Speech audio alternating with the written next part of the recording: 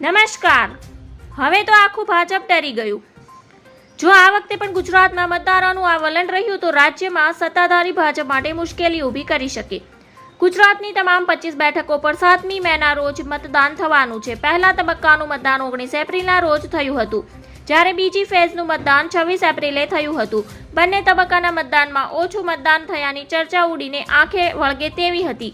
અનેક ભાગોમાં મતદારો ઉદાસીન જોવા મળ્યા. આ સિવાય વર્ષોની વાત કરીએ તો માત્ર 1967માં 60% ઉપર મતદાન નોંધાયું હતું. વધુ મતદાન થયું ત્યારે ભાજપે સપાટો બોલાવ્યો હતો અને 2014 અને 2019માં ગુજરાતની તમામ 26 બેઠકો કબજે કરી લીધી હતી.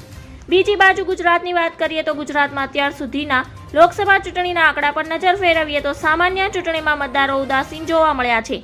એટલે કે 2014 અને 2019ને બાદ કરતાં નોંધપાત્ર ઓછું મતદાન જોવા મળ્યું છે. પરંતુ આ વખતે તો એવી કોઈ લહેર નથી દેખાતી.